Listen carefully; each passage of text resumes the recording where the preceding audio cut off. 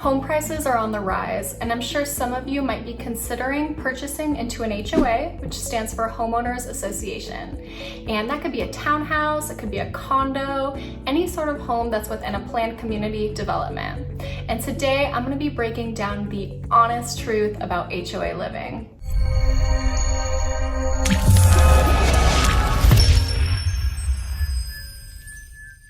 Hi everyone, I'm Heather. I'm a real estate agent here in Southern California, and before I became a realtor, I was a community association manager. So I was portfolio managing homeowner associations throughout the South Bay, and I did that for about 6 years. So I believe I have some good insight for you on the ugly and honest, beautiful truth about HOA living. So let's jump right into it. I'm gonna kind of be bouncing back and forth between pros and cons of HOA living. So the first and probably most important pro to purchasing into an HOA is that the cost of the home is going to be cheaper than it would if you were to purchase a single family residence.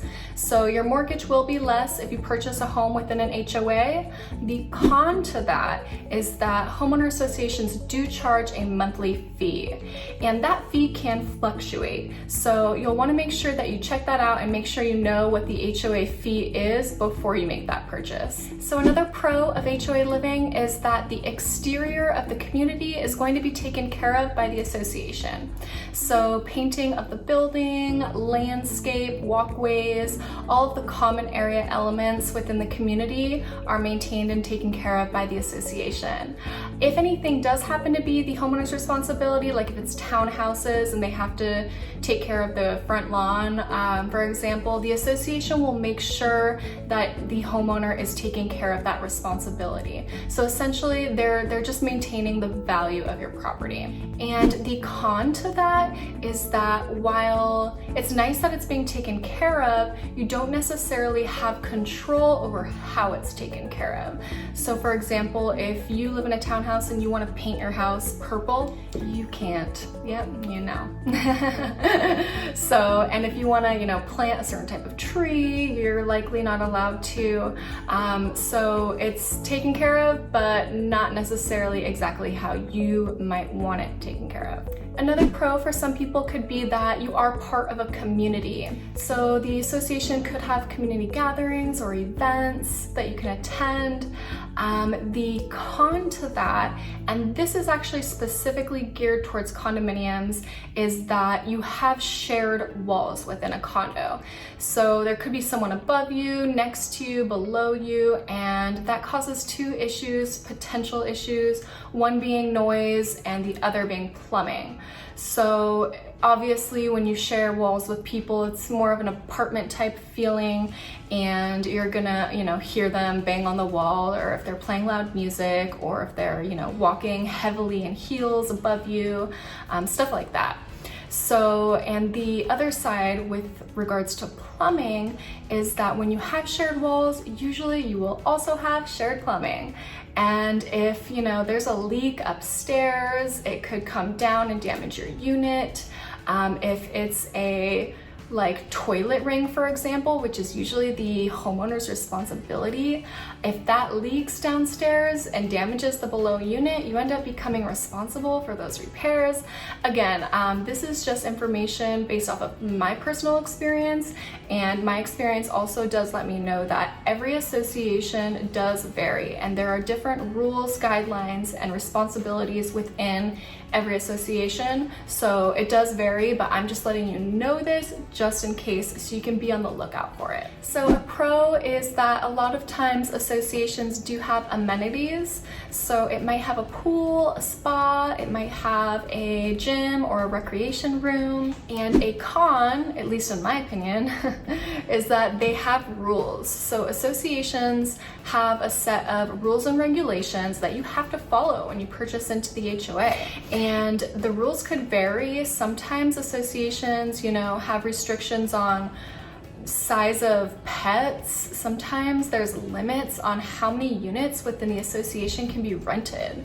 Sometimes there are restrictions on quiet hours or what kind of windows you can install, stuff like that. So definitely check that out before you make that purchase. And also keep in mind that if you don't follow the rules, you'll likely get a violation letter from the association, and if the violation continues, they are able to fine you.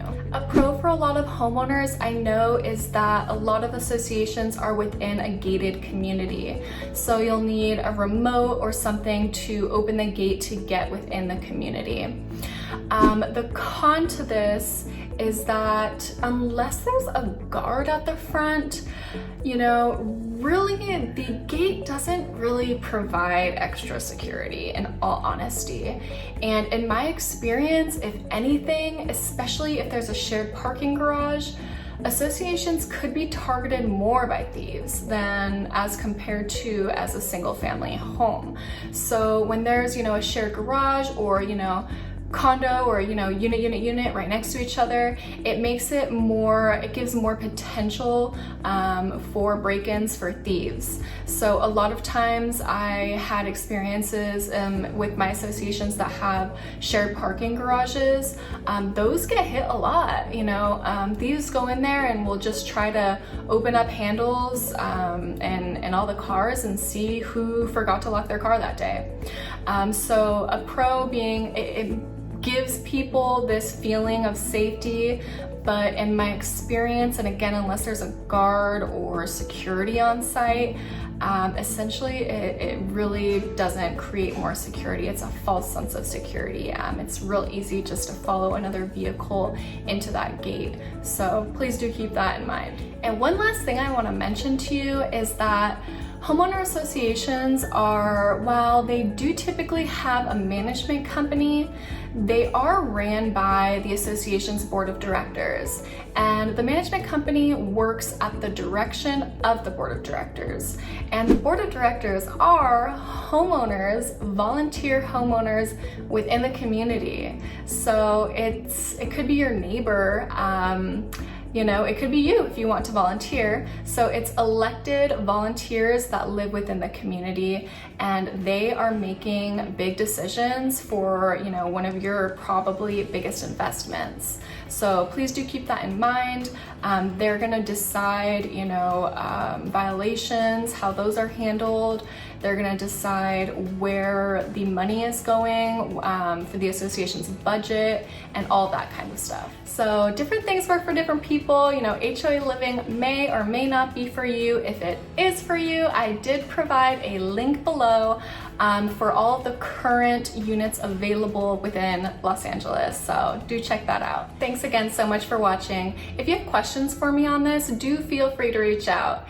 And if you did like this video, please like, share, and subscribe, and I'll see you next time.